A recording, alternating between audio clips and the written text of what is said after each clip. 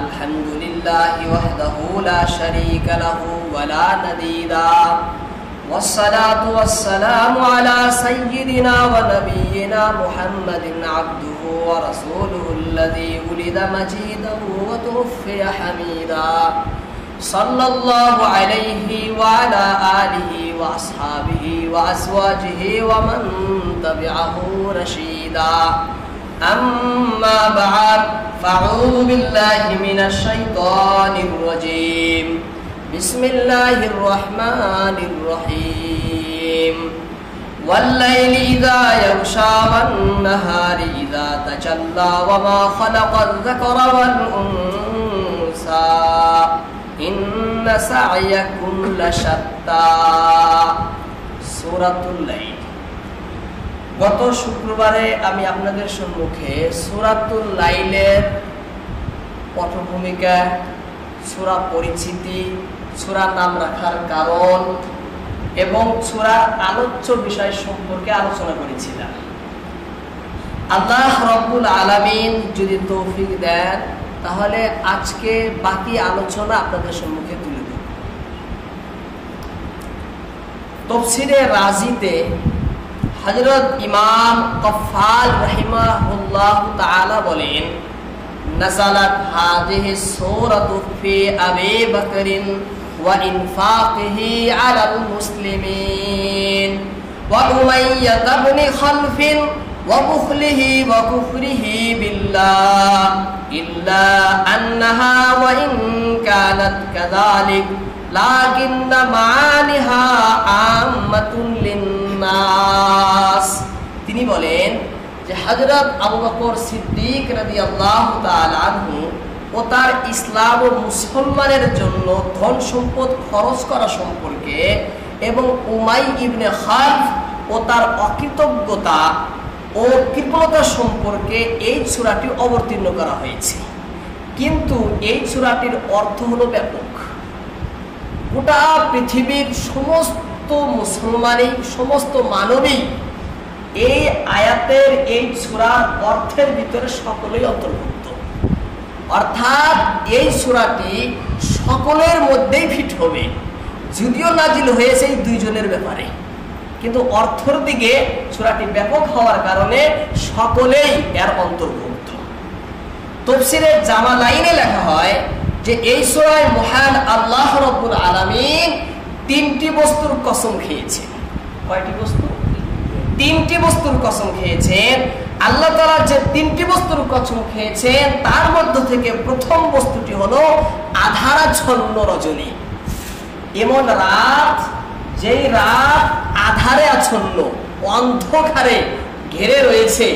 আধারই আধার, অন্ধকারই অন্ধকার, ঘোর অন্ধকার রাত, সেই রাত্রের কসম খেয়েছেন। দ্বিতীয় যে বস্তুর কসম খাওয়া হয়েছে সেই বস্তু হলো দিবসের, দিনের। এমন দিনের কসম খেয়েছেন আল্লাহ তাআলা যে দিনটা হলো আলোময়, উজ্জ্বল, রশ্মিময়, কিরণময়, অপরালা দিবসের আল্লাহ রাব্বুল আলামিন এখানে কসম খেয়েছেন। তিন নম্বর যে বস্তুর কসম খেয়েছেন সেটি হলো নর ও নারীর সৃজক। নর নারী তার যে সৃজক, অর্থাৎ আল্লাহ রাব্বুল আলামিন, আল্লাহ তাআলা নিজেই নিজের কসম খেয়েছেন। আল্লাহ তাআলা নিজেই নিজের কসম খেয়েছেন। এই তিনটি বস্তুর কসম খেয়ে আল্লাহ রাব্বুল আলামিন মাত্র একটি বস্তু বিস্তারিতভাবে খুলে খুলে দৃষ্টান্ত সহ মানব জাতির সামনে তুলে ধরেছে। কসম খাইছেন তিনটি কসম খেয়ে আল্লাহ রাব্বুল আলামিন মাত্র একটি কথা, সেই একটি কথা বিস্তারিতভাবে খুলে খুলে দৃষ্টান্ত সহ, উদাহরণ সহ মানুষের সামনে পেশ করেছেন। সেই বিষয়টি হলো, যে একটি বিষয় আল্লাহ আলোচনা করেছেন, সেই বিষয়টি হলো মানুষের কর্ম প্রচেষ্টা বা মানুষের আমল। আল্লাহ তাআলা মানুষের আমল নিয়ে, কর্ম প্রচেষ্টা নিয়ে, মানুষের কর্ম নিয়ে এখানে আলোকপাত করেছেন তিনটি কসম খেয়ে। আর মানুষের সেই কর্ম প্রচেষ্টা দুই প্রকারের হয়ে থাকে। জগতে মানুষ আমল যে করে, কর্ম প্রচেষ্টা যে করে, মানুষের এই কর্ম প্রচেষ্টা দুই প্রকারের হয়ে থাকে। এক নম্বর হলো এমন প্রচেষ্টা যেটা হলো পাপময়, পাপের কাজ, পাপের এবং পাপময় প্রচেষ্টা। দ্বিতীয় হলো পুণ্যময় প্রচেষ্টা। কিছুগুলো কাজ, কিছুগুলো আমল, কিছুগুলো প্রচেষ্টা এমন যেই প্রচেষ্টা, যেই কাজগুলো পাপের, গুনার, আল্লাহর নারাজির, আল্লাহর নাফরমানির।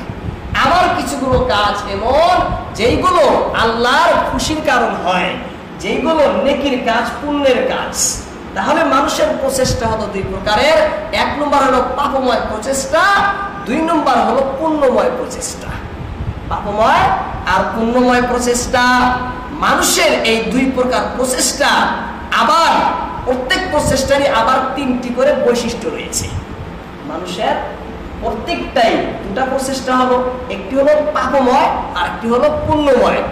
পাপময় প্রচেষ্টারও তিনটি বৈশিষ্ট্য রয়েছে এবং পুণ্যময় প্রচেষ্টারও তিনটি বৈশিষ্ট্য, গুণাগুণ রয়েছে, সিফাত রয়েছে। পাপময় প্রচেষ্টার গুণাগুণ কি বা বৈশিষ্ট্য কি, এবং পুণ্যময় প্রচেষ্টার গুণাগুণ কি এবং তার সিফাত কি, এ সম্পর্কেও তাফসীরে জালালাইনের ভিতরে লেখা হয় যে পুণ্যময় প্রচেষ্টার যে তিনটি গুণ রয়েছে, সেই তিনটি গুণের ভিতরে প্রথম গুণ হলো দানশীলতা। প্রথম গুণ দানশীলতা। দান করে যে মানুষে, এই যে দান করার যেটা যোগ্যতা, দান করার অন্তরে যেটা স্পৃহা, অন্তরের ভিতরে যে একটা উথাল পাথাল হয় দান করার জন্য, মনের ভিতরে যে খুশি জাগে, একে বলে দানশীলতা। এই কাজকে বলে, বৈশিষ্ট্যকে বলে দানশীলতা। দুই নম্বর হলো ক্ষুধা ভীরুতা, আল্লাহকে ভয় করে, আল্লাহকে ডরায়। এই যে আল্লাহকে দেখলে, আল্লাহর কথা মনে পড়লে, পাপ কাজ, আল্লাহ নাফরমান করলে তার অন্তর কাঁপে, কেঁদে উঠে। তার কারণ তার অন্তরে আল্লাহ ভীরুতা আছে, ক্ষুধা ভীরুতা আছে। দুই নম্বর বৈশিষ্ট্য হলো ক্ষুধা ভীরুতা। তিন নম্বর বৈশিষ্ট্য হলো সত্যবাদিতা। তিন নম্বর বৈশিষ্ট্য সত্যবাদিতা। ইসলামকে, দিনকে, হককে, সুন্নতকে, শরীয়তকে সে সত্যবাদী বলে, সত্যবাদের ঘোষণা করে, সত্য বলে স্বীকৃতি দেয়। সে সঠিক শুদ্ধ ধারণা করে, ঈমান রাখে, আস্থা এবং ইয়াকিন করে। এটা হলো তিন নম্বর বৈশিষ্ট্য। ঠিক তেমনি পাপময় প্রচেষ্টারও তিনটি বৈশিষ্ট্য রয়েছে। এক নম্বর বৈশিষ্ট্য হলো কৃপণতা, বখিলি। সে দান করতে চায় না। দানশীলতার বিপরীত কৃপণতা। সে দান করতে চায় না, মানুষকে কিছু দিতে চায় না, কৃপণ সে, এই কৃপণতা। দুই নম্বর হলো অমুখাপেক্ষিতা। দুই নম্বর হলো অমুখাপেক্ষিতা, বেপরোয়া সে, কাউকে ভয় করে না, কারো তার ধারে না। সে মনে করে যে আমি একাই একা, হ্যাঁ, কারো দরকার নেই, আমার কারো প্রয়োজন নেই, কারো কাছে আমাকে যেতে হবে না, আমি কারো মুখাপেক্ষী না। সে অমুখাপেক্ষিতা ঘোষণা করে। দুই নম্বর সিফাত হলো অমুখাপেক্ষিতা। তিন নম্বর সিফাত হলো মিথ্যাবাদিতা। তিন নম্বর সিফাত, বৈশিষ্ট্য হলো মিথ্যাবাদিতা। এই যে মানুষের জগতে যে আমল করে, কর্ম করে, কাজ করে, সমস্ত কাজের কর্ম প্রচেষ্টা দুই প্রকারের, পাপময় প্রচেষ্টা, পুণ্যময় প্রচেষ্টা। পাপময় প্রচেষ্টার তিনটি গুণ, ঠিক সেভাবেই পুণ্যময় প্রচেষ্টারও তিনটি করে গুণ রয়েছে। এক কথায় মহান আল্লাহ রাব্বুল আলামিন তিনটি বস্তুর কসম খেয়ে জোরপূর্বক ভাবে মানুষের ভালো মন্দ যাবতীয় কার্যকলাপ ও তার ফলাফল সম্পর্কে এই সূরায় আলোচনা করেছে। মানুষের যাবতীয় কর্ম, ভালো হোক চাহে মন্দ, সেই কাজের ফলাফল সম্পর্কেও আল্লাহ রাব্বুল আলামিন এই সূরা লাইলে আলোচনা করেছেন। কেন? যাতে মানুষ এই সূরার মাধ্যমে তার জীবনের দিক নির্দেশনা পায়।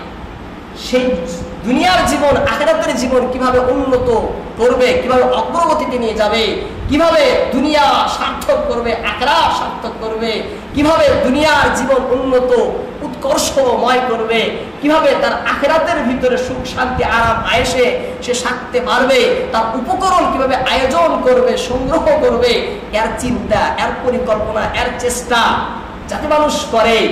এই জন্য আল্লাহ তাআলা এই সূরার ভিতরে তার দিক নির্দেশনা দিয়েছেন, তার দিক নির্দেশনা দিয়েছেন, হিদায়াত দিয়েছেন, রাহবরি করেছেন, রাস্তা আল্লাহ দেখিয়ে দিয়েছেন এই সূরার ভিতরে।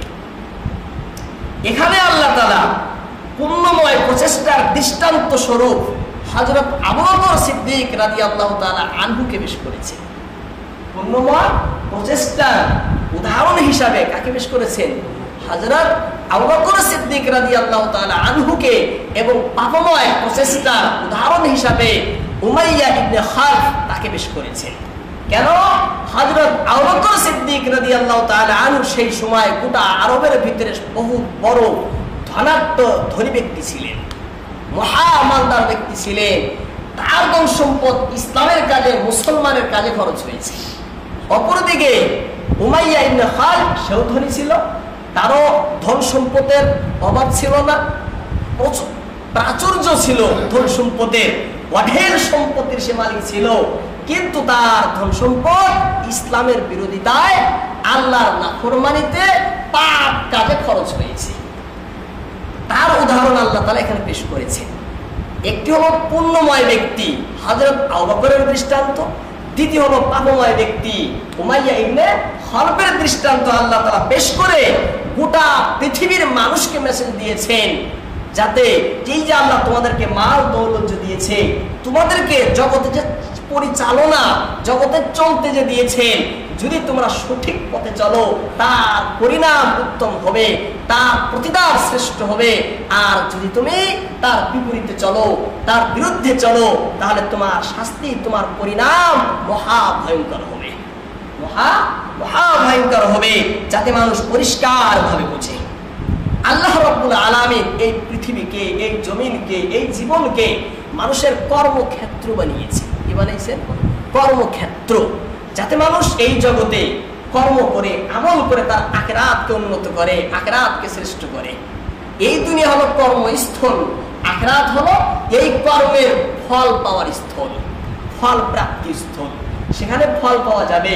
জগতে দুনিয়ার কাউকেও আল্লাহ তাআলা ফল দিবেন না, কারণ পৃথিবী ফলের জায়গাই না। আল্লাহ রাব্বুল আলামিন পৃথিবীকে বানাইছেন কর্মস্থল করে, ফল দিবার জন্য বানান নাই।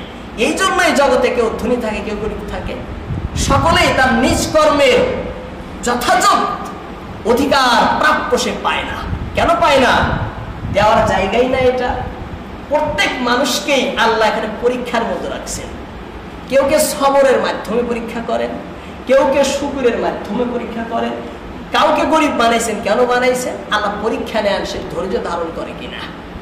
কাউকে আল্লাহ ধনী বানাইছেন, আল্লাহ পরীক্ষা নেন সে তার শুকরিয়া আদায় করে কিনা। এইভাবে বিভিন্ন রকমের বিচিত্রময় করে আল্লাহ রাব্বুল আলামিন গোটা জগৎকে সাজাইছেন। সবাইকে সব দেননি, সাজাতে তো হবে। সবাইকে এক দিলে কি দেখতে কেমন দেখা যাবে? হ্যাঁ, বিভিন্ন রকমের সাজিয়ে আল্লাহ তাআলা প্রত্যেকের জন্যই পুরস্কার রেখে দিয়েছেন। হ্যাঁ, এবার যদি বলে গরিব লোকে যে আল্লাহ আমার উপরে ইনসাফ করেননি, এটা ঠিক হবে না। কেন? তাকে পরীক্ষায় নিতেছেন তার কাছে সবরের, ধনীদেরকে পরীক্ষা নিতেছেন শুকরের। তাহলে প্রত্যেক জনের পরীক্ষা যেহেতু ভিন্ন ভিন্ন, আল্লাহ রাব্বুল আলামিন প্রত্যেকের জন্যই এই জগৎকে কর্মক্ষেত্র বানাইছেন।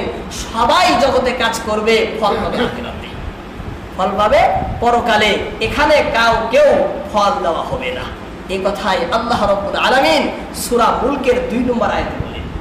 আল্লাহ তাআলা বলেন, আল্লাযী খালাকাল মাউতা ওয়াল হায়াতা লিয়াবলুয়াকুম আইয়ুকুম আহসানু আমালা ওয়া হুয়াল আজিজুল গফুর। আল্লাযী খালাকাল মাউতা ওয়াল হায়া, সেই সত্তা যিনি সৃষ্টি করেছেন মরণ ও জীবনকে। আল্লাযী, যিনি খালাকা সৃজন করেছেন, আল মাউতা মরণকে, ওয়াল হায়াতা জীবনকে। কেন? লিয়াবলুয়াকুম, যাতে তিনি তোমাদেরকে পরীক্ষা করেন, যাতে তিনি তোমাদের ইমতিহান নেন। কিসের? আইয়ুকুম আহসানু আমালা, তোমাদের মধ্যে কোন ব্যক্তি আমলের দিক দিয়ে সর্বশ্রেষ্ঠ হতে পারে।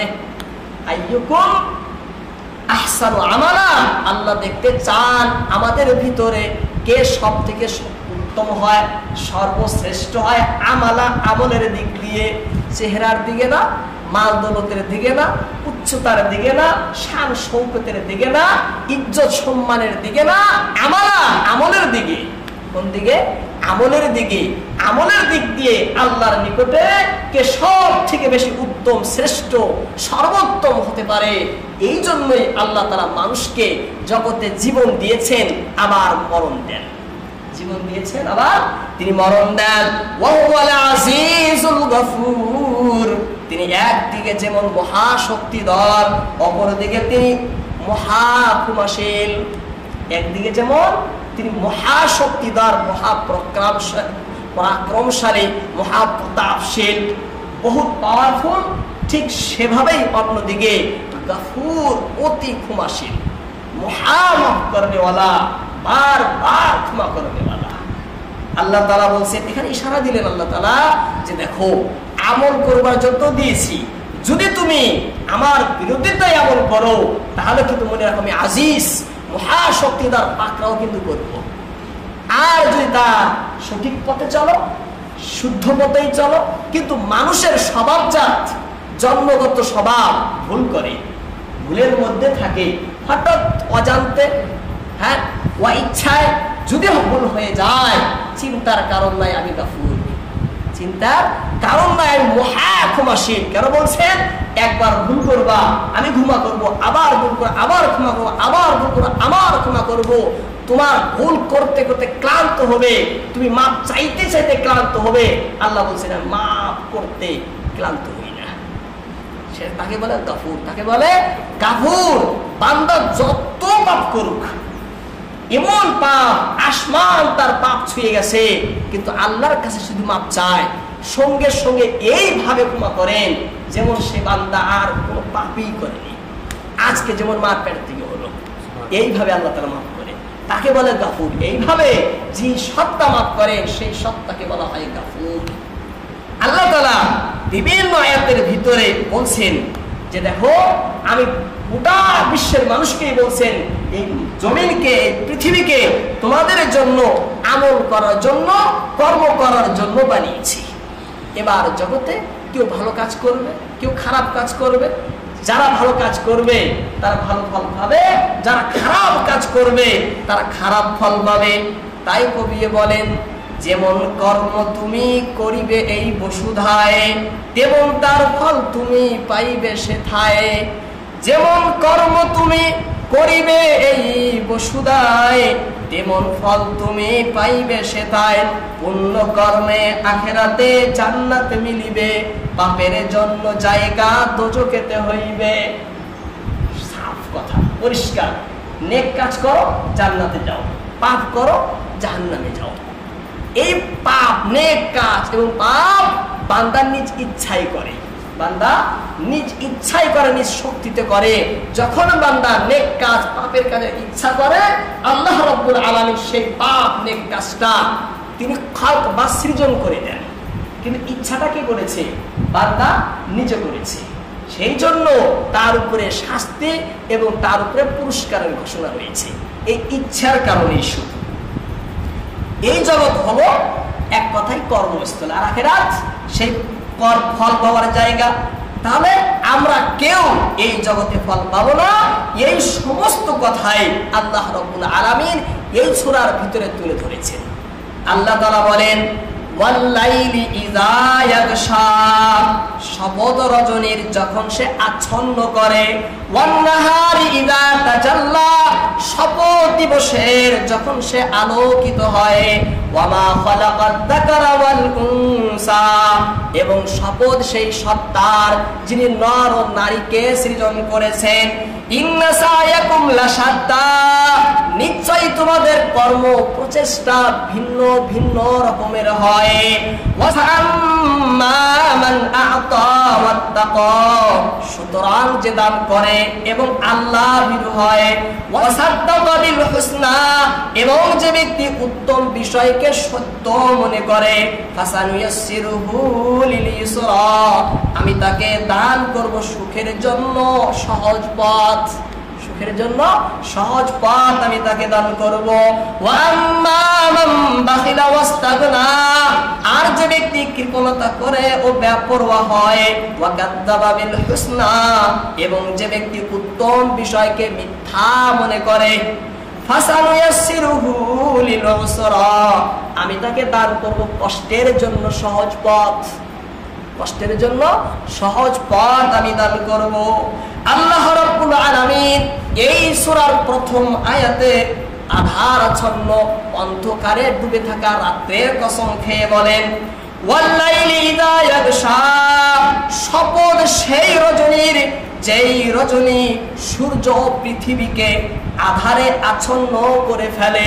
ওয়াল্লাইলি, শপথ রাত্রের, রজনীর রাতের, ইদা যখন ইয়াগশা, এই রাত ডেকে ফেলে, এই রাত আচ্ছন্ন করে ফেলে।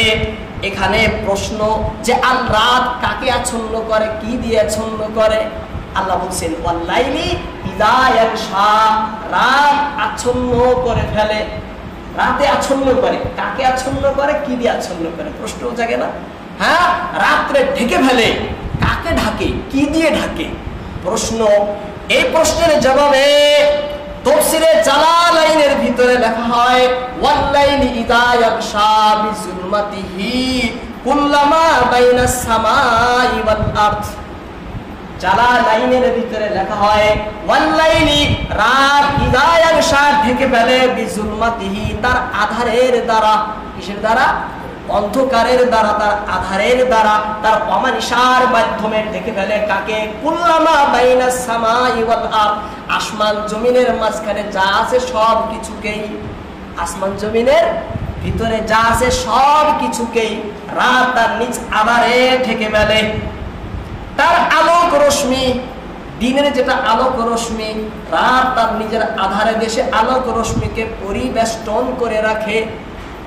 আলো, দিনের আলো, সূর্যের আলো, তার আলো সে ছড়াতে দেয় না, বেষ্টন করে রাখে গিশিয়াল থেকে, যার অর্থ হলো ঢেকে নেওয়া, আচ্ছন্ন করে নেওয়া, ঢেকে নেওয়া, আচ্ছন্ন করে নেওয়া। রাতের অন্ধকার সূর্যের আলোকে ঢেকে নিয়ে গোটা জগৎকে যেমন গভীর অন্ধকারে ডুবে রাখে, ঠিক তেমনি মানব জাতির পাপ কর্মের অন্ধকার তাদের রূহ, অন্তরের নূরকেও তেমন ঢেকে রাখে, অন্তরের নূরকেও তেমন ঢেকে রাখে। এবার এখানে প্রশ্ন, আল্লাহ রাব্বুল আলামিন এই সূরায় আলোচনা করতে যাচ্ছেন মানুষের আমলের, কর্মের, কর্ম প্রচেষ্টার, কিন্তু প্রথমে কসম খাইলেন অন্ধকার রাত্রের। কেন খাইলেন? মানুষের আমলের সাথে রাত্রের অন্ধকারের সাথে কি সম্পর্ক? আল্লাহ এখানে বলতে চান মানুষের আমল, মানুষের কর্ম প্রচেষ্টা। প্রথম কসম খাইলেন অন্ধকার রাত্রের, এমন রাত যে রাত অন্ধকারই অন্ধকার, অন্ধকারের কারণে সমস্ত আলোকে ঢেকে নিয়েছে, এমন রাত্রের আলোকে আচ্ছন্নকারী রজনীর কসম আল্লাহ তাআলা এই সূরার ভিতরে কেন খাইলেন? আল্লাহ রাব্বুল আলামিন মানুষের মন্দ কাজ ও তার পরিণতির দৃষ্টান্ত স্বরূপ এখানে অন্ধকার রজনীর কসম খেয়েছেন। মানুষের পাপ কাজ, গুনার কাজ এবং সেই গুনাহ কাজের ফলাফল, এই দুটা ফলাফল পরিণতিকে সামনে রেখে আল্লাহ রাব্বুল আলামিন রাত্রের কসম খাইলেন। এই জন্য তাফসীরে হাক্কানিতে ফখরুল মুফাসসিরিন শেখ আব্দুল হক মুহাদ্দিসে দেহলভী এবং হাক্কানি রাহমাতুল্লাহ আলাইহি তাফসীরে হাক্কানির ভিতরে লেখেন, যখন রাত গভীর হয়ে যায় তখন আধারই আধার হয়ে যায়, জগতের মানুষ রজনীর সেই আধারে চুরি, ডাকাতি, জেনা, জাদু ইত্যাদির মতো আরো হাজার হাজার বড় বড় ঘৃণিত পাপ কাজে জড়িত হয়ে পড়ে। রাত্রের অন্ধকারে মানুষ বেশিরভাগ পাপে জড়িত হয়। সেই সময় কারো ভয় মানুষের অন্তরে থাকে না, কারণ অন্ধকারে কেউ তো দেখে না। সেই সময় মানুষের কোনো ভয় থাকে না। দিনের আলোতে ভয় থাকে, কিন্তু রাত্রের অন্ধকারে চুরি, ডাকাতি, জেনা, ব্যভিচার, যাবতীয় পাপ কাজে, জঘন্য ঘৃণিত কুকাজে সে লিপ্ত হয়। কোনো বাধা বিঘ্ন তার সম্মুখে থাকে না।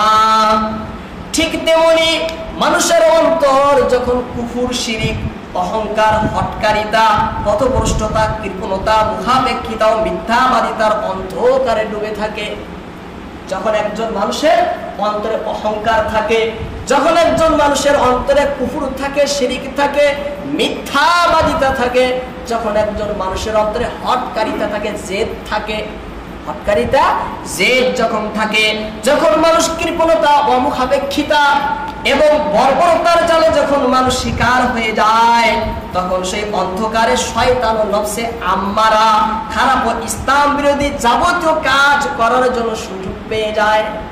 সুযোগ পায় না? যখন মানুষের অন্তর, রাত্রের অন্ধকারকে আল্লাহ তাআলা বুঝাইছেন মানুষের মনের অন্ধকার দিয়ে, যে মানুষের দিল কি হয়, অন্ধকার হয়ে যায়। এই দিল, দিন আলো যেমন শেষ হয়ে অন্ধকার হয়ে যায়, ঠিক মানুষের অন্তর কি হয়, অন্ধকার হয়। মানুষের অন্তরও আধারে আধার হয়ে যায়। কখন হয়? যখন মানুষের অন্তরে কুফর থাকে, যখন মানুষের অন্তরে শিরক থাকে, যখন মানুষের অন্তরে অহংকার থাকে, যখন মানুষের অন্তরে হটকারিতা থাকে, মিথ্যাবাদিতা থাকে, নানান রকমের খারাপ বস্তু যখন মানুষের অন্তরে থাকে, তখন সেই মানুষের অন্তর আলোময় নয়, আলোহীন হয়ে পড়ে। তার অন্তর আধারী, আধার, অন্ধকারে আচ্ছন্ন তার অন্তর। যখন একজন মানুষের অন্তর অন্ধকারে আচ্ছন্ন হয়ে যায়, তখন সেই অন্তরে থাকা নফস আর শয়তান কুকাজ, খারাপ কাজ, যাবতীয় অপকর্ম, দুষ্কর্ম, আল্লাহর বিরোধিতায় তখন সে লেগে পড়ে। মানুষের নফস তো আছে, শয়তানও আছে। এই মানুষের শয়তান সে তাকে দিয়ে নানান রকমের পাপ কাজ করায়। সে তো টের পায় না। টের পাবে কিভাবে? তার অন্তর তো অন্ধকার হয়ে রয়েছে, কালো কালো হয়ে গেছে, সে টের পায় না। এবং মানুষের অন্তরে যে নফসে আম্মারা, নফস কয়েক প্রকার পবিত্র কোরআনে রয়েছে। নফস হয়ে থাকে কয়েক প্রকার: নফসে আম্মারা, নফসে লাওয়ামা, নফসে মুতমাইন্না, নফসে মারজিয়া। লম্বা আলোচনা সেদিকে আমি বলছি না। এখানে যেটা বলছে নফসে আম্মারা, ওয়ামা উবাররিউ নাফসি ইন্নান নাফসা লাআম্মারাতুম বিসসু। সূরা ইউসুফে আছে। ইউসুফ নবী বলেন, আমি বলছি না ওয়ামা উবাররিউ নাফসি, আমি আমার নফসকে বরি বলছি না, পাক পবিত্র বলছি না। কেন? ইন্নান নাফসা লাআম্মারাতুম বিসসু, কারণ মানুষের নফস সব সময় বেশি বেশি খারাপ কাজের দিকে ডাকে, কুকাজের দিকে, মন্দ কাজের দিকে, আল্লাহর নাফরমানের দিকে ডাকে। এই জন্য আমি আমার নফসকে বরি, পাক, পবিত্র, পরিষ্কার পরিচ্ছন্ন বলি না, নবী হয়ে বলছি। তাহলে সাধারণ মানুষ এর দৃষ্টি আসবে না। সেই জন্য নফসে আম্মারা যখন তার অন্তর আধার দেখে, অন্ধকার দেখে, তখন সমস্ত পাপ কাজ সে, তার আর কোনো বাধা থাকে না। যা ইচ্ছা তখন সে তাই করতে থাকে।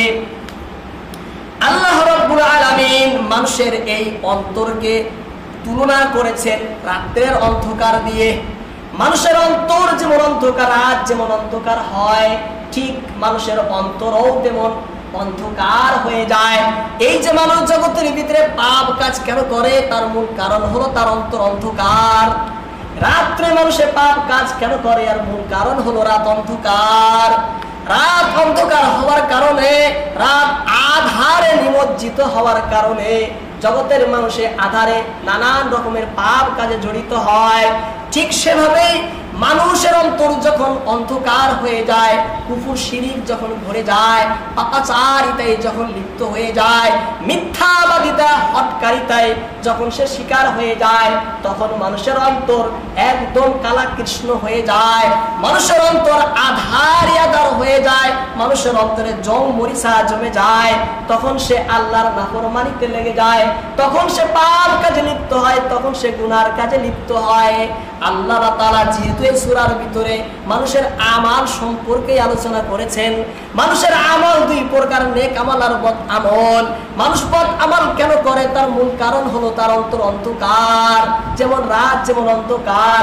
এই জন্য আল্লাহ রাব্বুল আলামিন এখানে রাত্রের কসম খেয়েছেন। এই জন্য আল্লাহ তাআলা এখানে রাত্রের কসম খেয়েছেন। আল্লাহ রাব্বুল আলামিন রাতের কসম খেয়ে বলেন, ওয়াল্লাইলি ইযা ইয়াগশা, অর্থাৎ রাত্রির শপথ যখন সে পৃথিবীকে নিজ আধারে আচ্ছাদিত করে ফেলে, নিজ আধারে আচ্ছাদিত করে ফেলে। ঠিক এইভাবে মানুষ পাপ কাজে তখন জড়িত হয় যখন তার অন্তর কি হয়, নানান রকমের গুনাহ দিয়ে, নানান রকমের কালা পয়সা দিয়ে তার অন্তরটা একদম বিনষ্ট হয়ে যায়। তখন সেই মানুষের দ্বারাই পাপ কাজ হয়। আজানটা হয়ে যাক।